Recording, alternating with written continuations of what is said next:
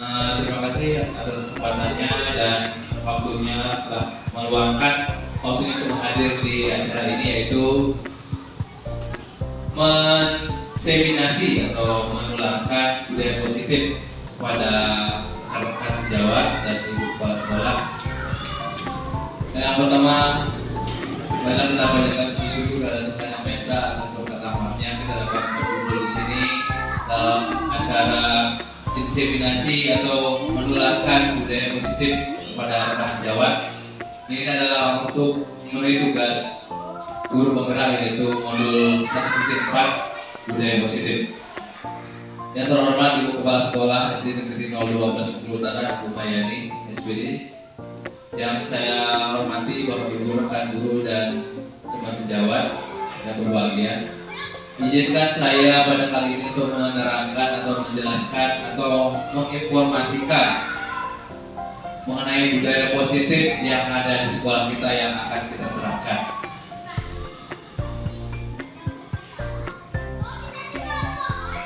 Nah, teman-teman sekalian, menurut kita sering mengucapkan anak-anak disiplin, anak-anak kita harus disiplin. Sebenarnya disiplin itu apa? Bagaimana Bu Desi? Disiplin itu apa menurut Bu Desi? Tepat waktu. Kalau Bu Erna disiplin apa Bu Erna? Menepati ketentuan yang sudah berjalan. Ya, menepati ketentuan yang sudah berjalan, atau menepati ketentuan atau menaati ketentuan yang telah dibuat. Selanjutnya, nah, ternyata disiplin adalah suatu kondisi yang terbentuk melalui serangkaian tindakan yang menunjukkan nilai-nilai kepatuhan, yang seperti tadi kepatuhan, ketaatan. Salah satu nilai karakter tersebut adalah taman guru di sekolah dengan mengharapkan dapat menciptakan iklim belajar yang kondusif. Jadi kita membuat peraturan, kita membuat kesepakatan kelas. Mungkin Bapak Ibu sudah ada membuat kesepakatan kelas yang gunanya adalah untuk menciptakan kondisi kondusif di setiap kelas. Kenapa situasi atau kondisi yang kondusif itu kita ciptakan di kelas? Agar proses pembelajaran di kelas itu menjadi lebih baik, lebih menarik, dan lebih menyenangkan. Berikutnya adalah berdasarkan teori kontrol dari William Glass, dosen menyampaikan ada 5 posisi kontrol. Itu ada 5 posisi guru sebenarnya sebagai apa? Yang pertama adalah guru sebagai penghukum. Nah, seperti saya kemarin, saya adalah guru sebagai penghukum. Misalnya ada anak yang salah, saya suruh push up. Posisi kontrol ini adalah diterapkan oleh beberapa guru, termasuk saya pernah menerapkan posisi sebagai penghukum tanpa memikirkan dampak buruknya. Ya, saya tidak berpikir apa sebenarnya dampak buruk setelah saya menghukum. Ternyata ada dampak buruk menghukum. Anak-anak bisa mengingat apa yang saya lakukan atau tindakan hukum yang saya lakukan itu ternyata membekas di hati mereka. Mereka akan selalu mengingat, selalu merasa, oh ini guru saya waktu SD itu selalu menghukum saya. Itu yang jadi. Yang berikutnya adalah membuat rasa bersalah. Membuat rasa bersalah di sini sering kalau bukan gara-gara kamu kita jadi tidak belajar hari ini. Gara-gara kamu tidak bisa membaca artinya, teman-teman tidak belajar hari ini. Itu proses-proses kita membuat bersalah. Gara-gara kamu tidak bisa menghitung, jadi kamu tidak naik kelas, itu membuat mereka bersalah. Itu juga ada beberapa guru. Dan posisi saat kita menjadi teman, pernah nggak ibu-ibu atau bapak-bapak memposisikan diri sebagai teman waktu anak salah? Cobalah, jangan seperti itu. Ayo, ibu kan udah belajar, udah ngajarin kamu, masa kamu udah bisa juga? Ibu sudah mencontohkan, masa kamu juga tidak mau? Ntar kasihan sama ibu itu contohnya kalau kita menjadi teman anak-anak. Ternyata ada dampak buruknya Bapak Ibu. Mereka akan bergantung sama kita. Mereka Selanjutnya adalah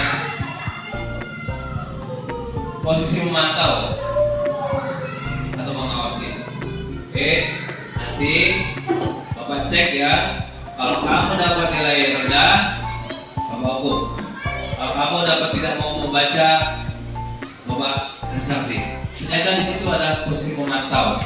Kita cuma bisa memantau pergerakan anak-anak. Anak-anak tidak juga bisa mengekspresikan. Itu kesalahan juga. Sebenarnya kesalahan Bapak Ibu. Selanjutnya adalah manajer.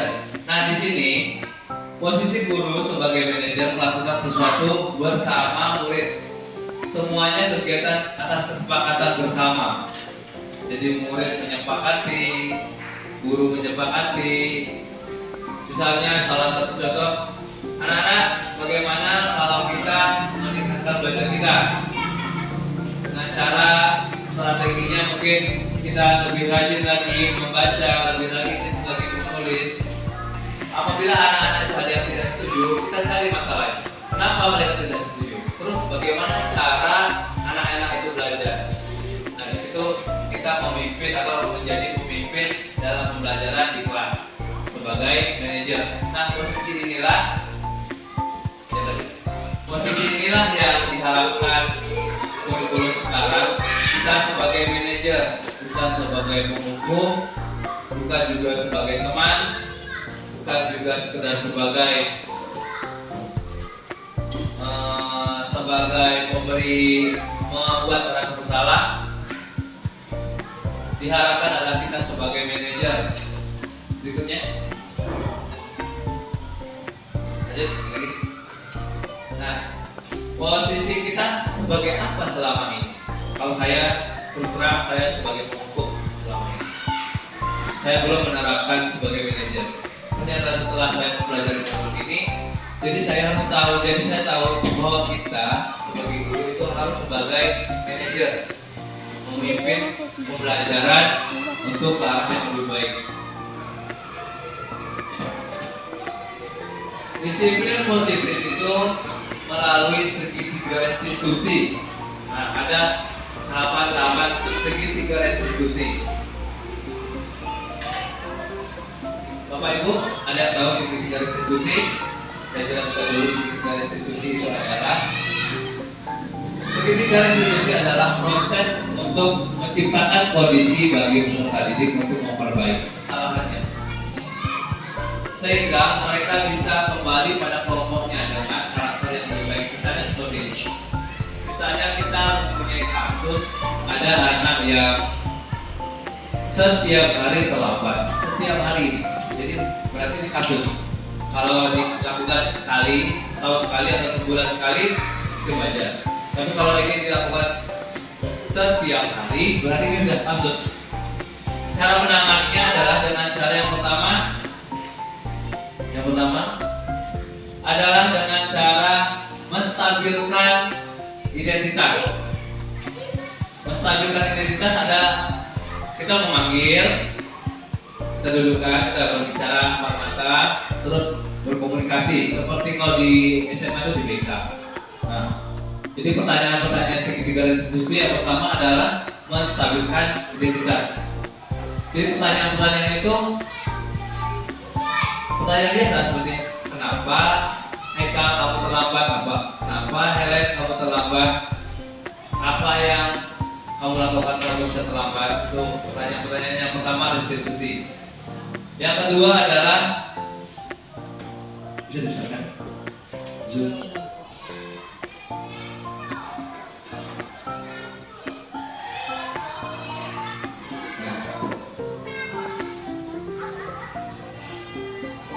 Menanyakan keyakinan yang kedua. Yang pertama adalah menstabilkan identitas, kedua menanyakan keyakinan. Keyakinan ini menvalidasi kebutuhan. Itu yang kedua. Maksudnya seperti apa? Jadi menanyakan apa yang sudah kamu langgar. Misalnya seperti kasus kemarin saya membuat video itu tentang si Haikal yang berkelahi di kelas karena kasus yang mencontek. Jadi yang pertama ditanya adalah Haikal, Bapak tadi dengar dari teman kamu bahwa kamu tadi berkelahi di kelas. Iya Pak, jawaban. Mengapa kamu berkelahi di kelas? Karena si Helen mencontek. Terus untuk menstabilkan kebutuhan, kita menguatkan dulu. Oh, jadi itu permasalahannya. Bapak wajar kalau kamu marah setelah dicontek. Berarti kamu juga tidak mau hasil pekerjaan kamu dicontek sama teman kamu. Nah, sekarang Haikal untuk berlanjut ke menanyakan keyakinan. Nah, sekarang Haikal, apakah kamu merasa benar dengan memarahi si Helen atau siapa? Setelah itu, keyakinan apa yang sudah kita langgar? Nah, sebelum menanyakan keyakinan, kita harus punya dulu keyakinan kelas atau kesepakatan kelas. Kita harus bentuk dulu kesepakatan kelasnya. Seperti Ibu Desi, mungkin hari ini sudah membentuk ya Bu ya. Nanti secara anak itu hari ini kita membentuk keyakinan kelas. Kalau kelas 5 sudah ada yang bentuk. Kalau kelas 6 katanya hari ini rencananya. Oh kelas 5 ya? Haikal berapa? Oh kelas 5, Haikal kelas 5. Kalau kelas 6 belum gitu. Nanti mungkin bisa diharapkan segera membuat kesepakatan kelas. Kalau kelas 3 tadi sudah saya buat. Kelas 5 sudah. Nah, sebelum menanya keyakinan, kita harus punya dulu keyakinan kelasnya. Misalnya yang pertama adalah tidak membuang sampah sembarangan, atau dengan diganti bahasanya dengan membuang sampah pada tempatnya. Nah, membuang sampah pada tempatnya. Karena apa? Kenapa tidak membuang sampah pada tempatnya, Bu? Kenapa kita tidak buat? Karena jangan membuang sampah sembarangan. Kenapa tidak begitu? Kenapa kata-katanya harus membuang sampah pada tempatnya? Atau contohnya, jangan merokok. Diganti apa? Jangan merokok itu menjaga kesehatan.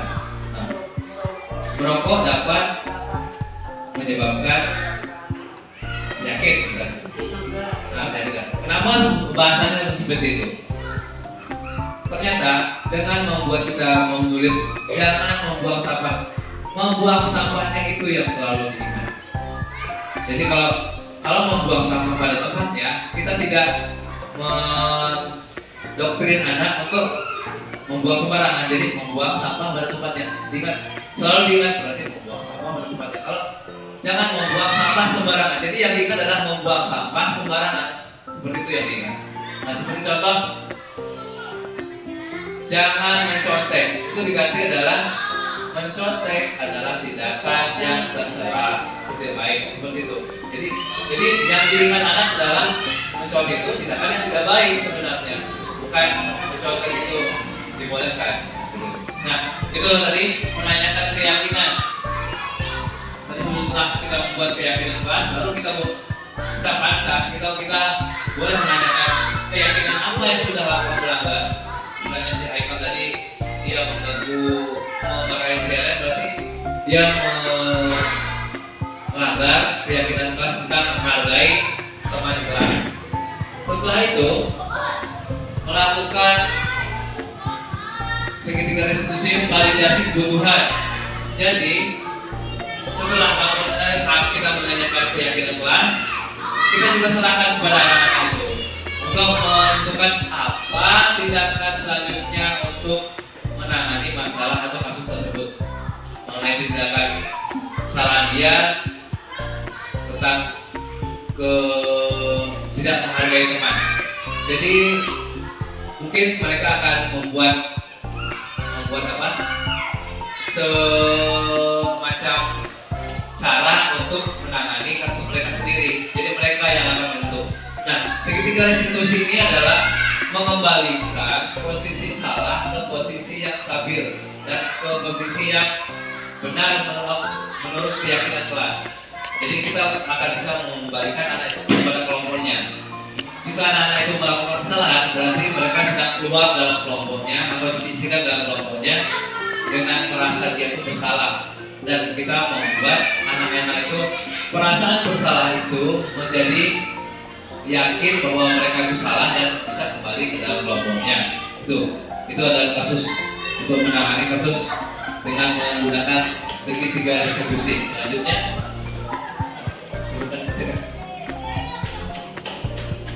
nah ini adalah penjelasan tentang menstabilkan identitas tadi untuk membuat anak merasa gagal, yang merasa gagal karena berbuat salah menjadi tahapan yang menjadi positif terhadap dirinya sendiri.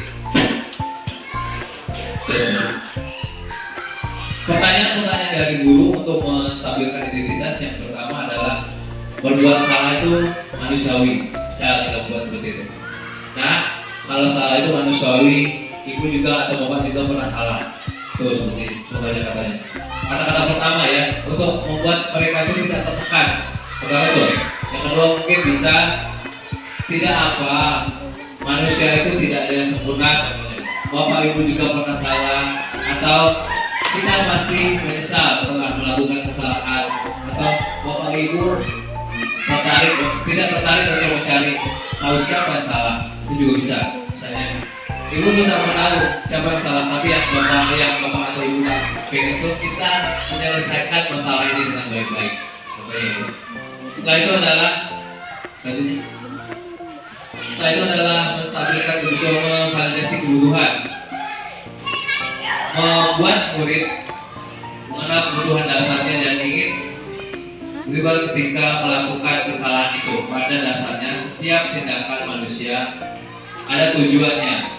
Kita menanyakan, Bapak yakin kamu melakukan kesalahan ini pasti ada tujuannya. Seperti Haikal misalnya terlambat, pasti ada kenapa alasannya dia bisa terlambat. Mungkin dia harus membantu orang tuanya, atau anak mungkin harus menjaga adiknya dulu gitu. Dan pertanyaan-pertanyaan yang bisa kita utarakan itu adalah, kamu bisa saja kan melakukan hal-hal yang lebih buruk dari itu, atau kamu pasti punya alasan mengapa kamu melakukan hal itu. Oke, pertanyaan berikutnya adalah, apa yang penting bagi kamu? Atau boleh juga bertanya, apa kamu boleh tetap berusaha menjadi sikap itu, tetapi tambahkan sikap yang lain yang lebih baru dan lebih baik lagi. Oke, seperti itu. Selanjutnya, ini adalah proses menanyakan keyakinan. Menanyakan keyakinan, anak melihat kesalahannya dihubungkan dengan norma-norma sosial, norma-norma yang diyakini di kelas. Maksudnya seperti tadi, jika melakukan kesalahan, kita tanya kesalahan dan keyakinan apa yang sudah kamu lakukan, kesalahan apa yang sudah kamu lakukan. Itu keyakinan. Jadi pertanyaan-pertanyaan yang bisa kita utarakan waktu menanyakan keyakinan kelas, yang pertama adalah nilai apa atau kepercayaan kelas apa yang sudah kita langgar. Selanjutnya mungkin bisa juga nilai-nilai universal apa yang telah kita sepakati selama ini dan kamu langgar dan sebagainya. Selanjutnya, nah itu saja Bapak Ibu mungkin penjelasan tentang cara menerapkan budaya positif di kelas kita, dan kita juga harus bekerja sama dalam melakukan atau menerapkan budaya positif ini di kelas, terutama di sekolah kita. Karena apa? Dengan menerapkan budaya positif, suasana belajar kita akan lebih baik. Saya yakin Bapak Ibu dikasih titipan berupa anak orang atau anak manusia di sini yang kita tidak tahu si Bagas itu yang tidak bisa membaca, ternyata di kehidupan besoknya lagi atau beberapa tahun lagi mereka menjadi anggota dewan dan menolong anak kita. Kita tidak tahu. Kita tidak tahu orang yang tidak bisa baca hari ini ternyata beberapa puluh tahun yang lalu mereka yang akan menolong kita. Dengan hal itu, maka dari itu saya mengingatkan diri saya untuk selalu ikhlas. Bagaimana? Ikhlas mengajari anak murid, memberikan yang terbaik hari ini, membuat mereka mempunyai hasil hari ini saja, walaupun sedikit. Karena apa? memasukkan air ke dalam botol itu tidak bisa langsung ditumpahkan, tetapi harus dituangkan sedikit demi sedikit. Yang berikutnya adalah menerapkan budaya positif itu tidak harus selalu teriak-teriak seperti saya. Saya selalu, kamu tuh jangan nakal seperti itu. Tapi kita cari kenapa anak itu nakal. Kita dekati dan kita menggunakan segitiga restitusi yang saya sudah jelaskan tadi. Nah, setelah penjelasan saya,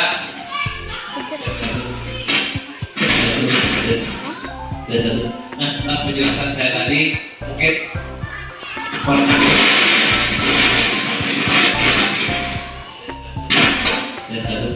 nah setelah saya melakukan penjelasan tadi, Penyimpanan penuh. Penyimpanan penuh. Mungkin setelah penjelasan saya tadi ada beberapa kata yang salah dari saya, atau mungkin ada inspirasi yang bisa diambil. Silakan kita terapkan atau kita terapkan sama-sama. Bapak Ibu sekalian yang berbahagia pada siang hari ini, saya berpesan atau kita sama-sama mengingatkan bahwa kita di sini diberi tugas pemerintah, bahkan bukan hanya pemerintah saja beri tugas. Dari keluarga-keluarga anak-anak kita juga memberikan tugas bahwa kita di sini ada tugasnya untuk mendidik. Jadi sebelum kita mendidik kita harus tahu cara-cara mendidik. Apa-apa saja yang harus diterapkan di sekolah, disiplin-disiplin apa yang harus diterapkan di sekolah. Saya juga mengingatkan diri saya bahwa disiplin itu bukan hanya anak murid yang harus menerapkan, tetapi kita sendiri. Saya sadar banyak hal-hal yang belum saya lakukan atau kesalahan-kesalahan yang banyak yang saya lakukan, terutama dalam hal kedisiplinan. Saya masih mengajarnya nilai saya mengajar itu masih 0.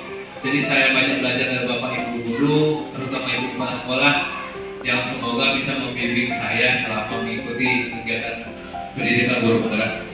Mungkin hanya itu yang dapat saya sampaikan. Semoga apa yang saya sampaikan bermanfaat dan saya akhiri. Wassalamualaikum warahmatullahi wabarakatuh. Salam budaya dan salam pendidikan. Om Swastiastu.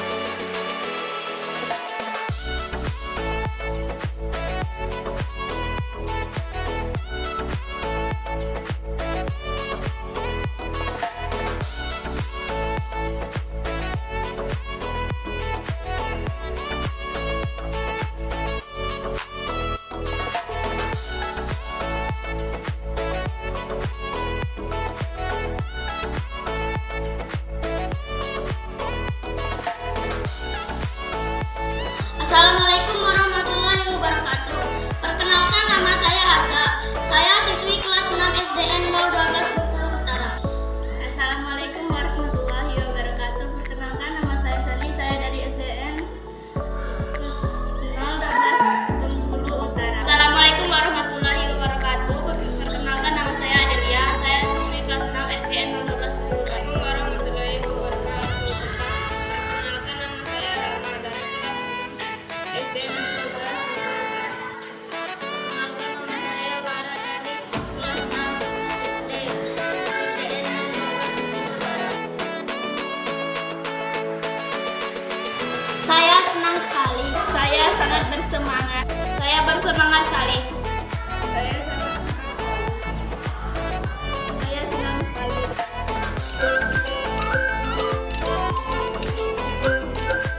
Sangat penting. Sangat penting sekali.